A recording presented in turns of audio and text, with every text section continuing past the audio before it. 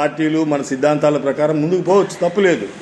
కానీ మనం రాజకీయాల్లోకి వచ్చినటువంటి ఆలోచన ఏంటనేది మనం మర్చిపోవడం అనేది చాలా దురదృష్టకరము సోదరా అని చెప్పేసి తెలియపరుస్తా ఉన్నా.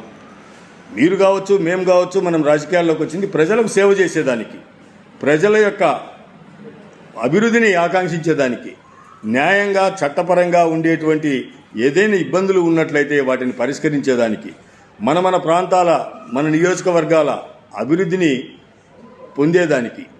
అంతేగాని ప్రజలు ఏమైనా పర్వాలేదు, మాకు కేవలం రాజకీయాలే మనకు అవసరం, శవాల మీద చిల్లరేరుకునేలాగా మనుషులకి ఇబ్బంది జరిగినా పర్వాలేదు, ప్రాంతాలకు ఇబ్బంది జరిగినా పర్వాలేదని చెప్పేసి మీరైనా మేమైనా భావించడం అనేది సమంజసం కాదు. నేను ఒకటే మీకు విజ్ఞప్తి చేస్తా ఉన్నా, ఇప్పటికే ఈ కార్యక్రమం కోసం వచ్చినటువంటి వేలాది మందిలో నాకున్న సమాచారం ప్రకారం 35 నుండి 40 మంది మీద కేసులు బనాయించినారు. వాళ్ళు నిజంగా తప్పులు చేసిన వాళ్ళు ఉంటే బనాయించినా పర్వాలేదు.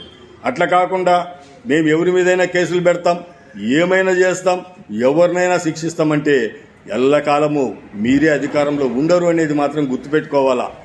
ఈ అధికార మార్పిడి అనేది ఖచ్చితంగా ఈ ప్రజాస్వామ్యంలో జరిగేటువంటి ప్రక్రియ. ఆ రోజు ఈ దెబ్బతిన్నటువంటి వాళ్ళు ఏ రీతిగా దానికి ప్రతీకారం తీర్చుకోవడానికి ప్రయత్నం చేస్తారనేది కూడా గమనించాలా. ఇవన్నీ దృష్టిలో పెట్టుకొని ఈ 35 మంది 40 మంది లేని వాళ్ళ పేర్ల మీద కేసులు పెట్టి చేసేసి వాళ్ళని ఇబ్బంది పెట్టి చేసేదానికన్నా మీకు విజ్ఞప్తి చేస్తా ఉన్నా, ఈ మార్కాపూర్ నియోజకవర్గ వైఎస్ఆర్ కాంగ్రెస్ పార్టీ బాధ్యుడిగా అన్నా రాంబాబు అనేటువంటి నేను ఉన్నాను కాబట్టి నన్నే మీరు బాధ్యుడిగా చేసి వెంటనే నన్నే మీరు అరెస్ట్ చేయించి రిమాండ్కు పంపించండి, నాకేం అభ్యంతరం లేదు. అంతేగాని అమాయకులైనటువంటి ప్రజలని ఈ రీతిగా ఇబ్బంది పెట్టి రైతులని, రైతు కూలీలని, అమాయకులైనటువంటి ప్రజల్ని లేని కేసులు ఎక్కడ అసలు అక్కడికి రాని వాళ్ళను, పొదిలి పట్టణానికే రాని వాళ్ళను, లేదా వచ్చినా ఎలాంటి ఘర్షణలలో లేని వాళ్ళను మీరు కేసుల్లో ఇరికించడం అనేది చాలా దురదృష్టకరమైన విషయం.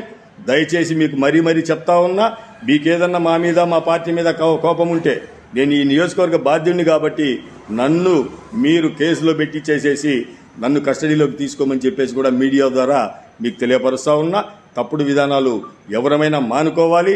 మన రాజకీయ స్వార్థం కోసం ప్రజల్ని బలిపశువులు చేయడం అనేది మీకు కావచ్చు, మాకు కావచ్చు, ఏ రాజకీయ పార్టీకి కావచ్చు సమంజసం కాదు అనేది మనం వచ్చినటువంటి రాజకీయ వేదికను వచ్చిన కారణాలను దృష్టిలో పెట్టుకొని మన స్వార్థపూరితంగా కాకుండా ప్రజల శ్రేయస్సు కోరుకుందాము అని చెప్పేసి కోరుతా ఉన్నా.